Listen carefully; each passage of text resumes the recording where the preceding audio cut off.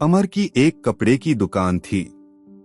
शहर के सबसे महंगे बाजार में उसकी दुकान पर हमेशा भीड़ लगी रहती थी।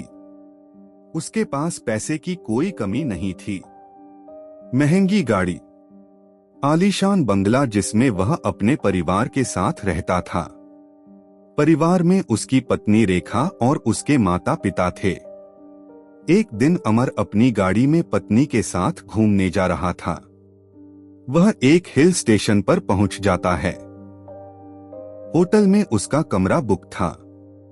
वह काउंटर पर पहुंचता है और कमरे में उसकी बुकिंग के बारे में पूछता है। अमर काउंटर रजिस्टर में साइन करता है, तभी मैनेजर एक वेटर को बुलाता है। मैनेजर उससे कहता है, साहब का सामान तीसरी मंजिल पर कमरा नंबर 306 में रखा। वेटर सामान लेकर आगे आगे चल देता है।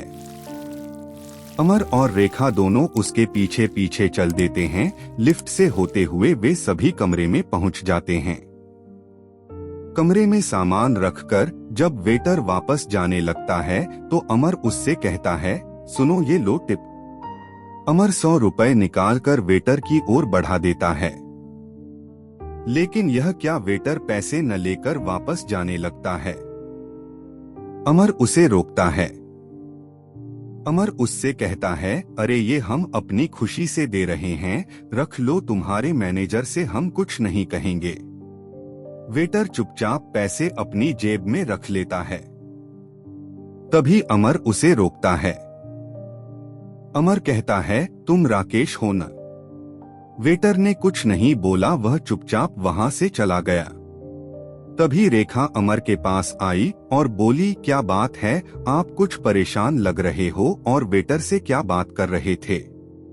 अमर ने कहा, रेखा यह मेरे बचपन का दोस्त था, लेकिन अब मुझे पहचान नहीं रहा है, मैंने तो इसे पहचान लिया है। तुम यहीं रुको, मैं अभी इसके बारे में पता करके आता हूँ।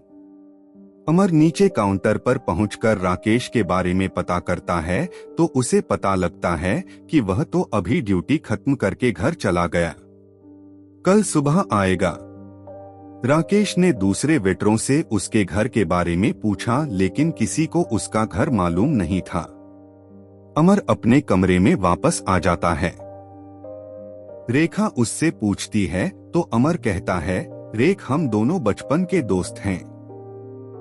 राकेश पढ़ने में बहुत तेज था, लेकिन फिर इसके पिता पर बहुत कर्ज हो गया था। इसके पिता अपना घर बेचकर कर्ज चुकाकर अपने परिवार के साथ कहीं चले गए। राकेश ने मेरी बहुत मदद की है। अगर वह नहीं होता तो मैं यहाँ तक नहीं पहुँच पाता। अगले दिन राकेश काम पर नहीं आया। राकेश के घर का पता भी नहीं लग पा रहा था। अमर और रेखा घूमने निकले, लेकिन अमर का मन किसी चीज में नहीं लग रहा था। वह हर समय राकेश के बारे में सोच रहा था। अगले दिन उनका होटल में आखिरी दिन था। होटल छोड़कर अमर ने सामने ही दूसरे होटल में कमरा ले लिया। रेखा के पूछने पर उसने बताया, रेखा, राकेश अपनी गरीबी के कारण मुझसे नहीं मिलना चाह रहा है, इसलिए ही मैंने होटल बदल लिया है। उसे पता होगा कि हम होटल कब छोड़ने वाले हैं। सामने होटल में बालकनी से अमर पहले वाले होटल में नजर रख रहा था। चौथे दिन राकेश काम पर आया। अमर ने उसे देखा और वह तुरंत होटल में पहुंच गया। वहां जाकर उसने राकेश को रोका और पूछा, भाई मुझसे ऐसी क्या गलती हो गई जो तू मुझसे बचकर भाग रहा है? अचानक अमर को अपने सामने देखकर राकेश सकपका गया। फिर वह संभल कर बोला, ऐसी बात नहीं है भाई, तुम कहाँ और मैं कहाँ? अब तुम्हारा मेरा कहाँ मेल है? अमर ने कहा, मुझे कुछ नहीं पता, मुझे अपने घर लेकर चल। अमर के बहुत जिद करने पर राकेश ने अपने मैनेजर से बात की और अमर को लेकर अपने घर पहुंच गया। घर क्या, एक छोटी सी झोंपड़ी सी थी। उसमें उसकी मम्मी और उसकी पत्नी थी, जो कि फटे हुए कपड़े पहने थीं। पास ही में एक बच्चा खेल रहा था।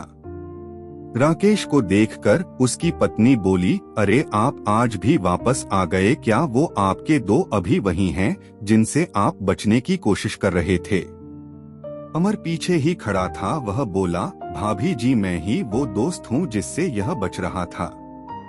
क्या मैं इतना घटिया इंसान हूँ? क्यों माजी अपने भोला बेटे को भूल गईं? राकेश की बूढ़ी माँ ने चश्मा लगाकर ध्यान से देखा तो उनकी आंखों से आंसू निकल आए। अरे बेटा, मैं और राकेश तुझे हमेशा याद करते हैं। कभी कभी अखबार में तेरी दुकान का इश्तहार छपता है, उसमें तेरी फोटो देखकर ये तुझे बहुत याद करता है। अमर ने कहा, अरे तुम लोग इतनी परेशानी में हो क्यों भाई? तू मुझसे मिलने क्यों नहीं आया? राकेश ने अपने आंसू पोंछते हुए कहा, भाई मुझे लगा तू मुझ गरीब को पहचानेगा या नहीं। वहाँ कहीं तूने मेरी बेइज्जती कर दी तो मेरा जीना मुश्किल हो जाएगा। तभी राकेश की पत्नी बोली, भैया इनकी कोई गलती नहीं है। आप ही देखो हम किस हाल में हैं। ऐसे में तो अपने भी मुंह मोड़ जाते हैं। इन्हें इसी बात का डर था। खैर आप बैठो, मैं आपके लिए चाय बनाती हूँ। अमर बोला, चल अपना सामान बांध ले मेरे साथ चल, दोनों भाई मिलकर दुकान चलाएंगे। मेरी 3 दुकानें हैं जो मुझसे नहीं संभल रही हैं। राकेश ने कहा, नहीं भाई मैं ठीक हूँ, तुझे मैं आज भी याद हूँ, यही बहुत है। अमर ने उसे डांटते हुए कहा, तेरा तो मुझे पता नहीं, लेकिन अपनी माँ और भाभी को मैं इस हाल में नहीं देख सकता। मैं इन्हें ले जा रहा हूँ, तेरा मन हो तो आ जाना। राकेश मना करता रहा लेकिन अमर नहीं माना। वह बोला, जानता है तूने बचपन में मेरी कितनी मदद की है, मैं कितना गरीब था। मेरे पास किताबें खरीदने के पैसे नहीं होते थे। तूने मुझे अपनी किताबें दी और स्कूल में इसी बार पर तेरी कितनी पिटाई होती थी। आज मैं जो कुछ भी हूँ तेरी वजह से हूँ। वैसे बाबूजी कहाँ गए? राकेश बोला, भाई वो तो गांव छोड़ने के 6 महीने बाद ही खत्म हो गए। उन्हें लग रहा था उनकी वजह से उनका परिवार मुसीबत में है। तब से हम ऐसे ही गुजर बसर कर रहे हैं। अमर उन्हें सामान बांधने का बोलकर वापस होटल आया और रेखा को सारी बात बताई। रेखा बहुत खुश हुई, उसका पति अपने दोस्त की मदद कर रहा है। दोनों ने जाकर राकेश का सारा सामान ट्रक में चढ़वाया और उन्हें अपने घर ले आए।